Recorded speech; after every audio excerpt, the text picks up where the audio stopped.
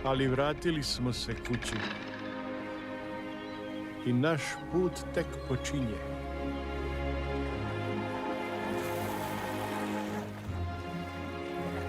Svima će nam trebati brodovi kada more naraste do tu. Ali ja imam plan kako pomoći ljudima. Znate, kao Nikola Tesla.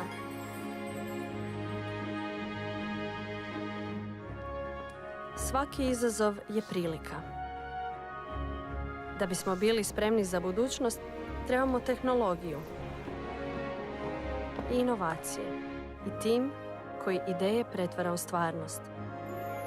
No početak svega je ljubav.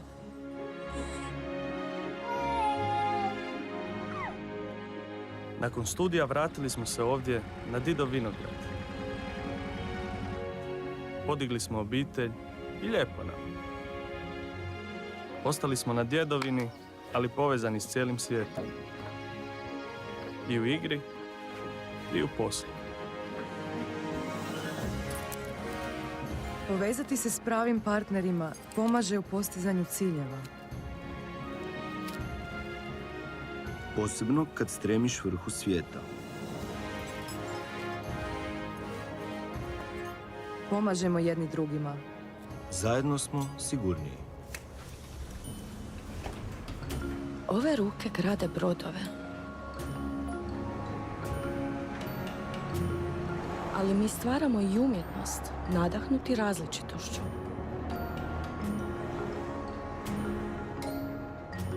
Stvarajući, otkrivamo tko smo ili tko nismo.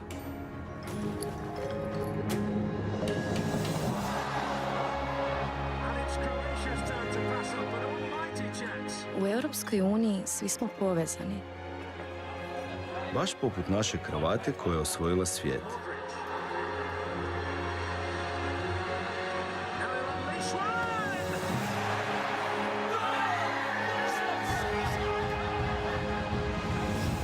Kada zajedno igramo, zajedno pobjeđujemo.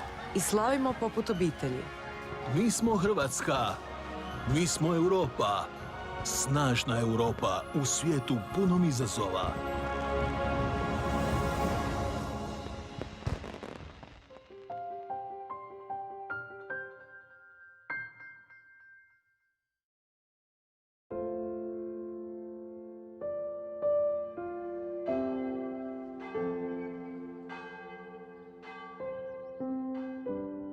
Memories of a city.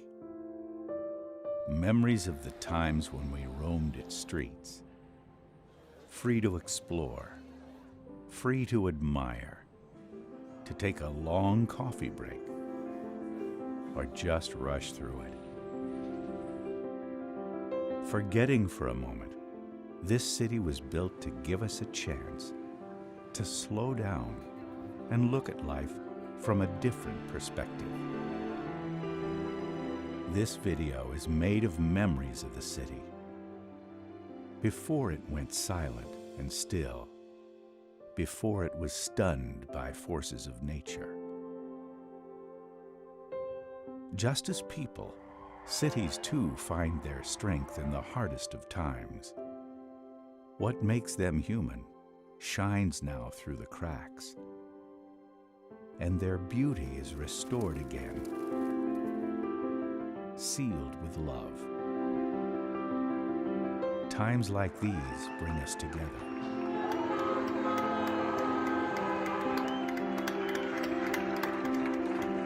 Despite keeping us apart. While waiting for a chance to meet again, to rediscover the charm of these streets, to taste the local treasures, or to just enjoy, we can tell you one thing. We will build new memories together. Again.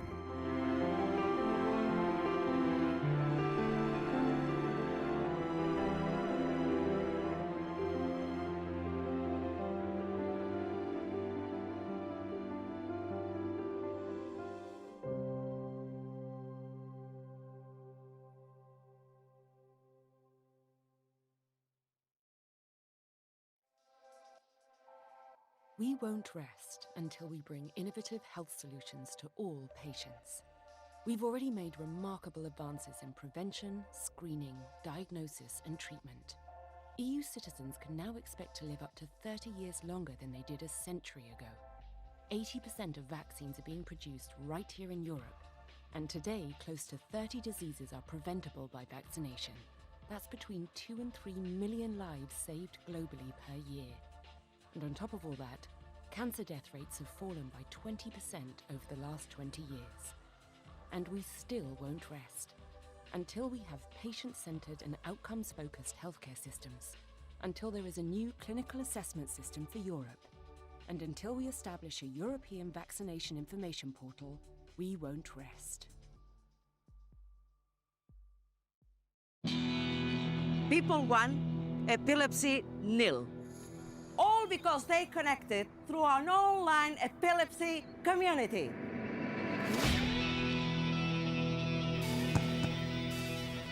And when robots and doctors connected, kids being treated in hospital could stay in touch with life outside. That's the power of innovative connections in healthcare. They do amazing things, like help people get hepatitis C testing. Or prevent heart and bone problems in our later years. Or teach kids about diabetes and reducing the risks. Or create a unique initiative that improves stroke care by building networks and optimizing processes.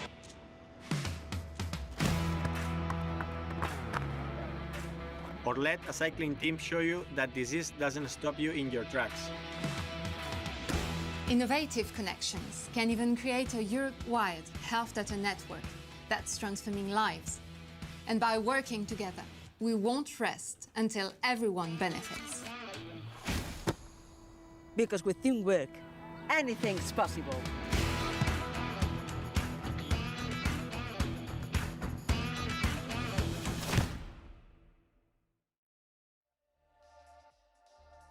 Collaboration makes us stronger. Until we fast-track results by joining forces, we won't rest. That's what gets us amazing research results. Results that have already helped to improve public health. And we have the ambition to do more.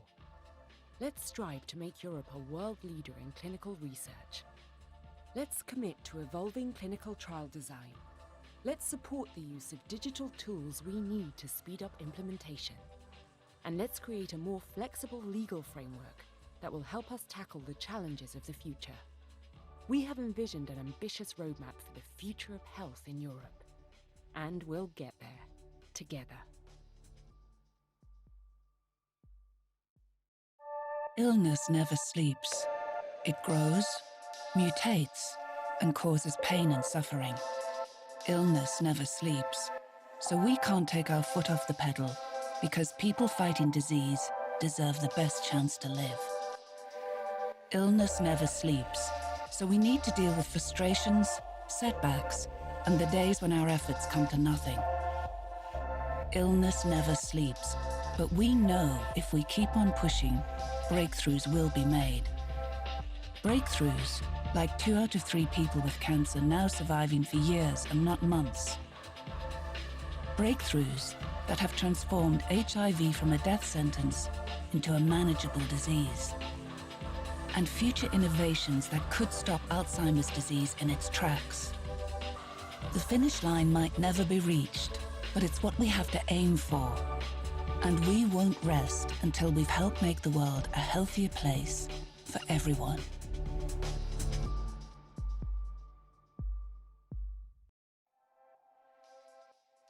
We have a vision for a healthier world. We can see a brighter tomorrow for all patients. Over the past 20 years, cancer deaths have fallen by 20%. And vaccinations are helping save between 2 and 3 million lives each year. Think about what we can do in the next 20 years. Europe is already a pioneer in medicines. In 2017, we invested 35 billion euros in this progress. We employ 750,000 people, but we want to do so much more. Let's become the world leader in medical R&D. Let's help fast-track new breakthrough therapies and direct more resources than ever towards research. Let's look forward to the future we are all striving for. We won't rest until we get there.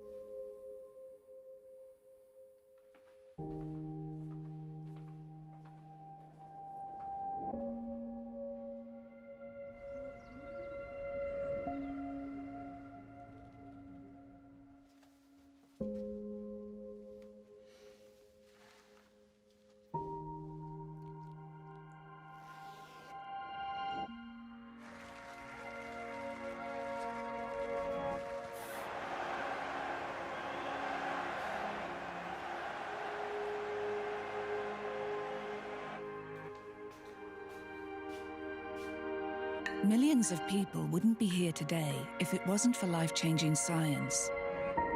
And many more wouldn't be living the lives they do. We won't rest until research into disease means everyone gets a second chance.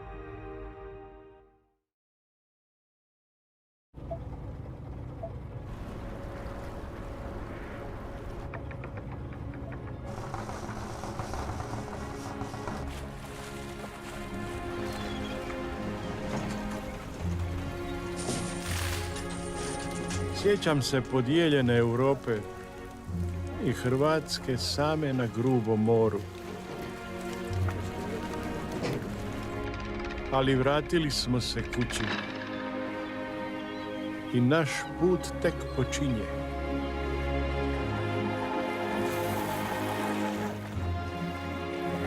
Svima će nam trebati brodovi kada more naraste do tu. Ali ja imam plan kako pomoći ljudima. Znate, kao Nikola Tesla.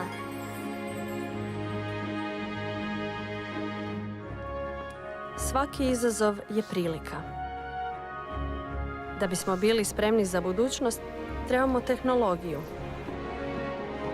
i inovacije i tim koji ideje pretvara u stvarnost. No početak svega je ljubav.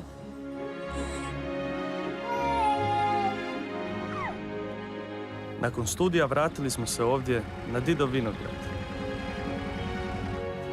Podigli smo obitelj i lijepo nam. Ostali smo na djedovini, ali povezani s cijelim svijetom.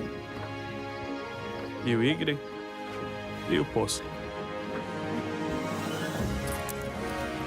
Povezati se s pravim partnerima pomaže u postizanju ciljeva. Posebno kad stremiš vrhu svijeta. Pomažemo jedni drugima. Zajedno smo sigurniji. Ove ruke grade brodove. Ali mi stvaramo i umjetnost, nadahnuti različitošću.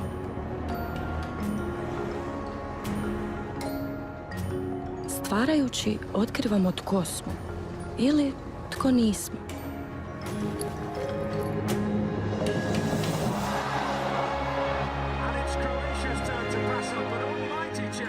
U Europskoj uniji svi smo povezani. Baš poput naše kravate koja je osvojila svijet.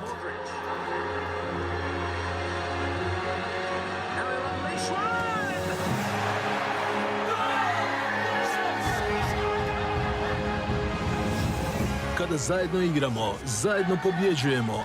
I slavimo poput obitelji. Mi smo Hrvatska. Mi smo Europa. Snažna Europa u svijetu punom izazova.